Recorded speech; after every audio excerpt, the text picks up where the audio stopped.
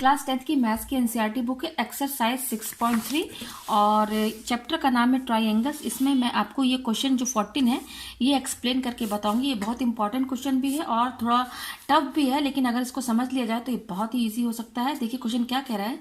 Sides A B and A C and median A D of a triangle A B C are respectively proportional to sides P Q and P R and median P M of another triangle P Q R show that triangle A B C similar to triangle P Q R. देखिए यहाँ पर दो triangle है। पहला triangle क्या है हमारा ए B सी और दूसरा ट्रायंगल है पी क्यू आर। ठीक है, और आप देख सकते हैं यहाँ पर साइन सिमिलर का लगा हुआ। सिमिलर का साइन कैसा होता है, इस तरीके से होता है। ये आप देख सकते हैं ये सिमिलर का साइन है, तो ये सिमिलर ट्रायंगल का क्वेश्चन है। ठीक है, तो यहाँ पर आप देखिए यहाँ पर दो ट्रायंगल है ए बी सी और पी क्यू आर। तो क्या कह रहा है, जो ए बी सी वाला ट्रायंगल है, ए बी सी ट्रायंगल का ए बी साइड और दूसरा जो साइड है ए सी और इस ए बी सी ट्रायंगल का जो मीडियन ए डी है, ये तीनों किसके प्रोपोर्शनल है। जो दूसरा ट्रायंगल है ना पी क्यू आर, उसके side P Q P R और मीडियन के प्रोपोर्शनल है, मतलब उनका रेशियो जो है प्रोपोर्शनल में है। तो यहाँ पर दो ट्रायंगल बोल रहा है। पहला क्या बोल रहा है ए बी सी और दूसरा क्या बोल रहा है पी क्यू आर। तो दो ट्रायंगल मैं बना लेती हूँ यहाँ पर। सबसे पहले देखिए ये दो ट्रायंगल है मेरा ए बी सी ये है, और इस तरह से क्वेश्चन में कह रहा है क्वेश्चन के हिसाब से दो ट्रायंगल यहाँ पर बना लेना है। ठीक है, यहाँ पर ये बोल रहा है ए बी सी, तो ये ए हो गया और ये बी हो गया और ये सी हो गया। दूसरा क्या हो गया पी क्यू और आर। ठीक है, ये हो गया। अब क्या बोल रहा है ए बी जो है ए बी ए सी और मीडियन। देखिए इस दोनों ट्रायंगल में मीडियन है। इसमें क्या बोल रहा है मीडियन ए डी, यानी कि ए डी है तो यहाँ ए से हम ड्रॉ करेंगे मीडियन, ये डी हो गया, ये मीडियन हो गया ए डी। ठीक है, अच्छा दूसरा क्या बोल रहा है इसमें, इस वाले ट्रायंगल में क्या मीडियन है, मीडियन पी एम। तो पी से आप स्टार्ट करेंगे पी और इसका नाम रहेगा एम, ये मीडियन हो गया। ठीक है, तो यहाँ पर गिवन क्या बोल रहा है, गिवन जो बोला मैं यहाँ पे लिख देती हूँ। क्वेश्चन में गिवन क्या कह रहा है, क्वेश्चन में गिवन बोला है side A B and A C and median A D of a triangle A B C. A B C का side A B A C और ये मीडियन आर रिस्पेक्टिवली प्रोपोर्शनल। किसके प्रोपोर्शनल है, side P Q P R और median P M के। तो proportional है तो इसको रेशियो में लिखना है। तो मतलब कि ये साइड इस ए बी है, ये किसके प्रोपोर्शनल है, इस ए बी के प्रोपोर्शनल क्या है, करस्पॉन्डिंग कौन सा साइड है, पी क्यू है, तो पी क्यू। ठीक है, इक्वल टू और क्या बोल रहा है ए सी। ये देखिए साइड ए सी, ए सी जो है किसके है, साइड पी आर। ये देखिए तो ए सी हमारा ये है, equal to A C upon और क्या है पी आर। ठीक है, ये हो गया इक्वल टू और क्या बोला मीडियन। देखिए median and median A D, A D किसके प्रोपोर्शनल है, इसके करस्पॉन्डिंग क्या है, ये मीडियन है तो इसका प्रोपोर्शनल निकालिए। प्रोपोर्शनल मीन्स रेशियो, तो A D upon P M. ये गिवन है, ये क्या है, गिवन है, क्वेश्चन में ही दिया हुआ है। अब हमें प्रूफ क्या करना है, टू प्रूफ। हमें प्रूफ करना है कि ये दोनों ट्रायंगल सिमिलर है। देखिए यहाँ पे लिखा हुआ सिमिलर, यानी कि A B C similar to triangle P Q R. हमें सिमिलर प्रूफ करना है। ठीक है, और ये चीज गिवन दी हुई है। तो यहाँ पर आप देखिए दो ट्रायंगल जब सिमिलर होते हैं तो क्या होता है, मैं यहाँ पर आपको एक्सप्लेन करके बता दूं। जैसे कि दो ट्रायंगल सिमिलर होते हैं, ये हो गया हमारा दो ट्रायंगल। जब दो ट्रायंगल सिमिलर होते हैं, ए अपॉन ए बी सी, ये ए बी सी है और ये पी है और ये क्यू आर है। बता रही हूँ कि अगर दो ट्रायंगल सिमिलर होते हैं तो उनके करस्पॉन्डिंग साइड का रेशियो जो होता है वो इक्वल होता है। तो करस्पॉन्डिंग ए बी के करस्पॉन्डिंग क्या है, पी क्यू, और ए सी के करस्पॉन्डिंग क्या है, पी आर। ठीक है, ये हो गया। और बी सी के करस्पॉन्डिंग क्या है, क्यू आर। ठीक है, सिमिलर में ये होता है ए बी के corresponding P Q equal to A C के corresponding P R equal to और बी सी के करस्पॉन्डिंग क्यू आर। इनका रेशियो ले लीजिए। तो ये होता है सिमिलर की पहचान। अगर दो ट्रायंगल होंगे तो ये होगा कंडीशन। ठीक है, ये तीनों होंगे। ठीक है, और तीनों एंगल इक्वल, ये एंगल ए के corresponding angle P, angle B के करस्पॉन्डिंग एंगल क्यू और एंगल सी के करस्पॉन्डिंग एंगल आर। ठीक है, ये होता है। अब हमें क्या बोल रहा है क्वेश्चन में कि हमें ये दोनों ट्रायंगल सिमिलर प्रूफ करना है। इन दोनों ट्रायंगल को सिमिलर प्रूफ करना है, यानी कि हमें सिमिलर का मतलब क्या है, ए बी के करस्पॉन्डिंग क्या है, पी क्यू है, और ए सी के करस्पॉन्डिंग क्या है, पी आर है, और बी सी के करस्पॉन्डिंग क्या है, देखिए यहाँ बी सी है, बी सी लेना है, B C upon Q R ये लेना है। ठीक है, ये हमें लाना है, प्रूफ करना, यही हमें लेकर के आना है प्रूफ करके। लेकिन यहाँ पर देखिए गिवन क्या बोल रहा है, आप गिवन दे सकते हैं।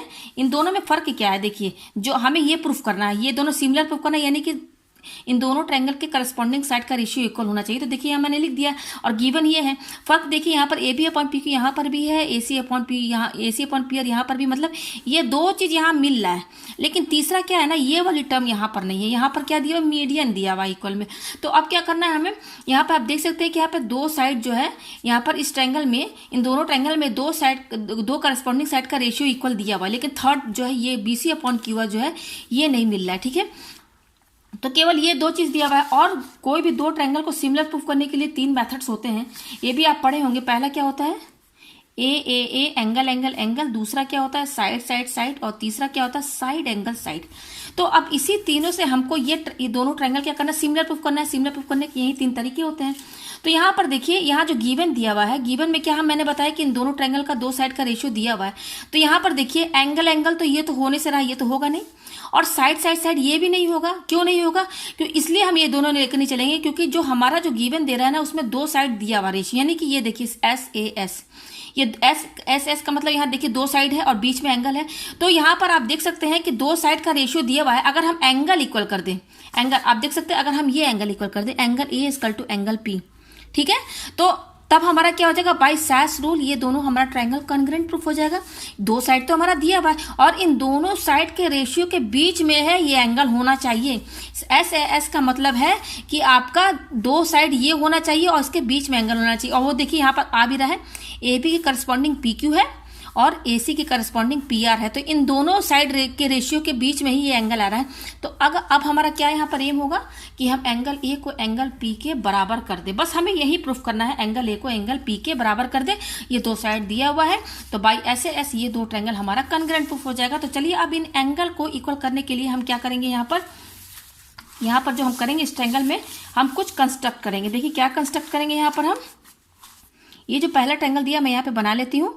इन दोनों ट्रायंगल में हमें यहाँ पर कुछ कंस्ट्रक्ट करना पड़ेगा। ये देखिए मेरा है ए, ये बी है और ये सी है।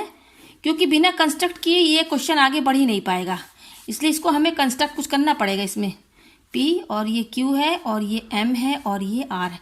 तो देखिए इसको कंस्ट्रक्ट कैसे करेंगे हम, यहाँ पर क्या करेंगे, ये हमारा डी है और ये हमारा एम है, ये हमारा एम है। सेम यही डायग्राम है। देखिए इसमें कंस्ट्रक्ट क्या करना होगा, ये जो ए डी है ना, बिल्कुल सेम लेंथ लेकर के, जितना ए डी है उतना ही लेकर के नीचे हम ड्रॉ करेंगे। यहाँ पर ये देखिए ये सेम ए डी के बराबर ही होना चाहिए। ठीक है, यहाँ पर भी सेम वही करेंगे, जितना पी एम है उतना ही लेंथ लेकर के हम यहाँ पर नीचे ड्रॉ करेंगे। ठीक है, तो हमने क्या कंस्ट्रक्ट किया, प्रोड्यूस ए डी फ्रॉम, यहाँ पर एक पॉइंट देते हैं, यहाँ पर जो भी पॉइंट हो, तो मैंने ये कंस्ट्रक्ट किया है। तो यहाँ से करेंगे, अब क्या करेंगे, ये और ये ज्वाइन कर देते हैं। पहले मैं यहाँ नाम देती हूँ, यहाँ पर मैं नाम दे देती हूँ एक्स, ठीक है, और यहाँ पर मैं नाम वाई दे देती हूँ। ठीक है, अब मैं क्या करूँगी, इसको ज्वाइन करूँगी, एक्स और सी को ये ज्वाइन कर दिया। यहाँ से मैंने आर और वाई को ज्वाइन कर दिया। तो मैंने इन दोनों डायग्राम में, पहले तो मेरा डायग्राम ये था, तो मैंने कंस्ट्रक्ट क्या किया कि मैंने ए डी को और आगे तक बढ़ाया और इस तरीके से बढ़ाया कि ए डी जो है वो डी एक्स के बराबर है। तो यहाँ जो आपने किया है कंस्ट्रक्ट, उसको यहाँ वर्ड्स में लिख के बताना होगा एग्जामिनर को। तो देखिए यहाँ पर मैं क्या लिखूंगी,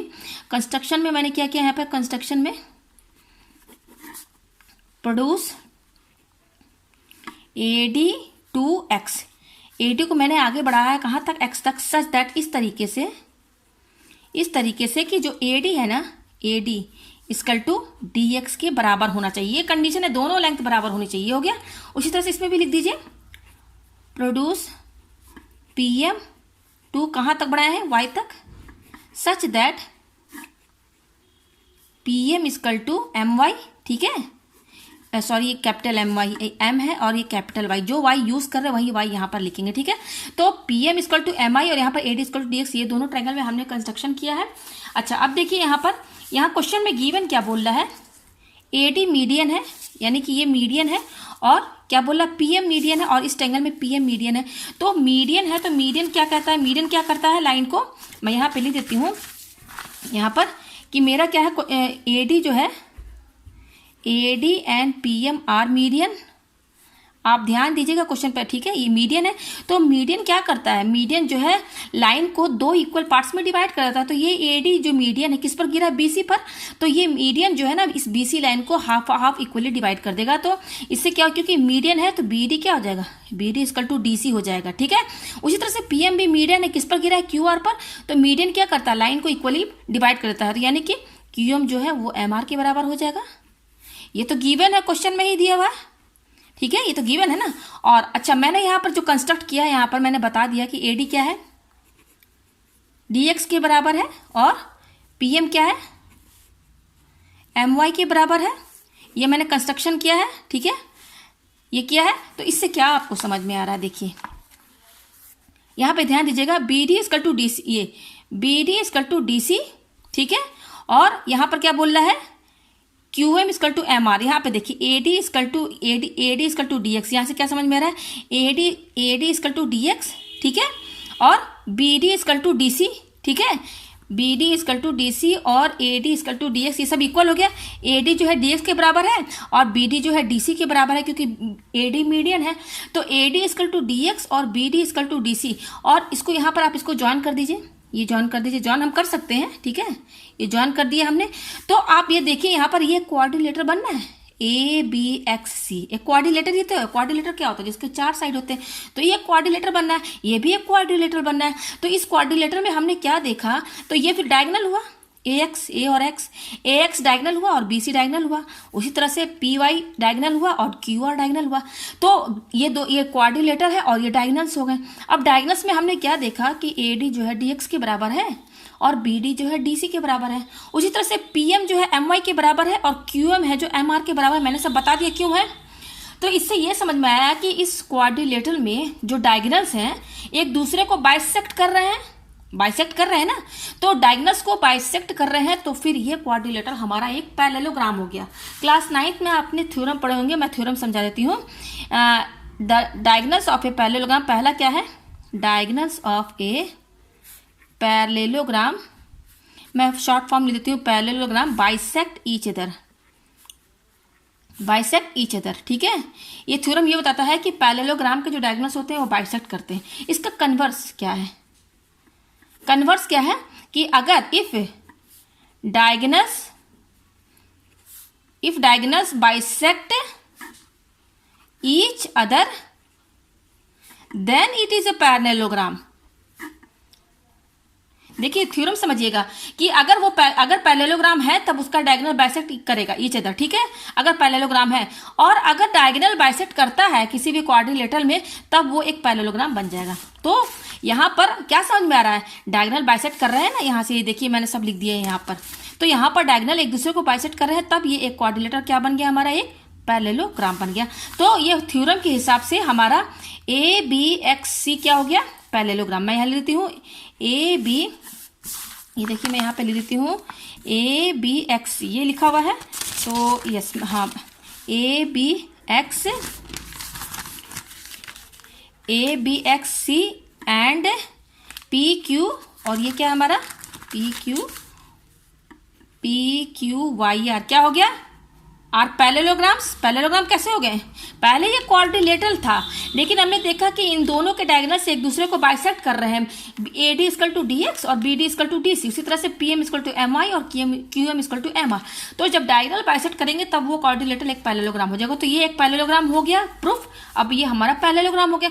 तो पैरेललोग्राम की प्रॉपर्टी क्या होती है कि अपोजिट साइड जो होते हैं इक्वल होते हैं। तो इस पैरेललोग्राम का AC जो है ये अपोजिट साइड हो गया, AC के अपोजिट BX, तो ये इक्वल हो जाएगा AC इक्वल टू BX।